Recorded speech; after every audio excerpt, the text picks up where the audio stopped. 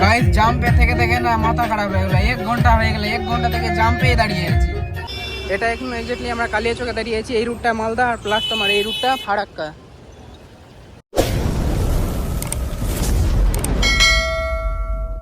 Hey guys, welcome back to my another video আর আমার একটা তোমাদেরকে নতুন ভিডিওতে স্বাগত জানাই। তো আজকে আমরা যাচ্ছি কালিয়াচক।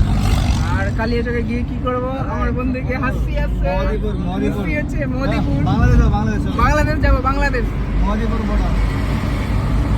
তো গাইস এটা দিয়ে বাংলাদেশ যাই দেখাতে ভুলে গেলাম।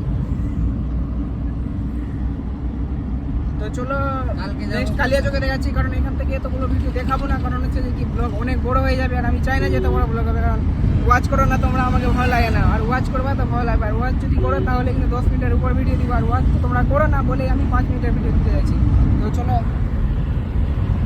গাইস, গাড়ির স্পিড দেখো, রকেটের মতো গাড়ি চলছিল। আর দেখতে দেখতে কিন্তু আমরা সূর্যাপুর চলে এসেছিলাম। আর সূর্যাপুরের মধ্যে মানে আমাকে একটাই জিনিস খুবই ভালো লাগে, সেটা এখানে যে মানে একসাথে মানে 1 লাখের বেশি মানুষ নামাজ আদায় করতে পারে এই ঈদগাতে।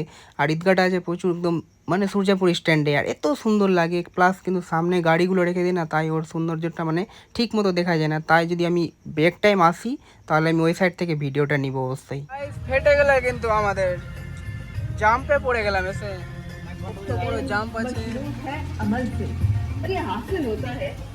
জাম্পে থেকে থেকে না মাথা খারাপ হয়ে গেল। 1 ঘন্টা হয়ে গেল, 1 ঘন্টা থেকে জাম্পেই দাঁড়িয়ে আছি।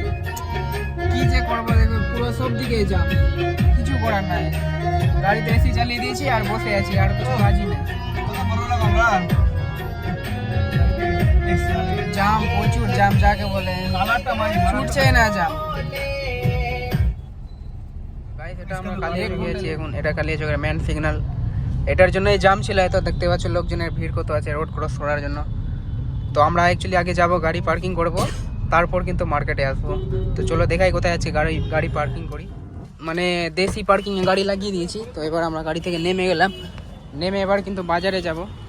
আর এই যে এটা আছে কালিয়াচক। গাইস এই রুটটা চলে গেল মালদা। এটা এখন এক্স্যাক্টলি আমরা কালিয়াচকে দাঁড়িয়ে আছি। এই রুটটা মালদা আর প্লাস তোমার এই রুটটা ফারাক্কা, বহরমপুর। তো চলো এখন যাচ্ছি মানে বাজারে, চলো ওখানে গিয়ে আবার দেখাচ্ছি। এখন পার হয়েছিলাম, এখনই আবার ওই সিগনালে আমরা পার হচ্ছি। তখন কারে পার হয়েছিলাম, এখন হেঁটে পার হচ্ছি।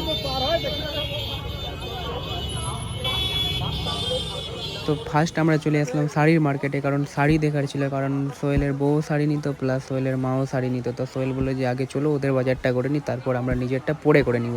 তো আমরা বললাম ঠিক আছে চলো আগে। তো আমরা এসে শাড়িগুলো মানে দেখছিলাম, তো মানে পছন্দই হচ্ছিল না, কারণ হচ্ছে অনেকগুলোই শাড়ি খুলেছিল দাদাটা, কিন্তু পছন্দ হলো না। তো আমরা নিলাম না। গাইস আমরা নিজের ড্রেস আপের কিছু দেখাতে পারলাম না, কারণ আমরা ভিডিওই করিনি। গাইস আমাদের হয়ে গেল এবার শপিং কমপ্লিট। তো চললাম এবার বাড়ি আমরা। কত গরম লেগেছিল আজকে, না কি বলবো, সেই গরম লেগেছিল সেই। মানে রাস্তা কোথায় আছে, গরম থেকে পরে গরম।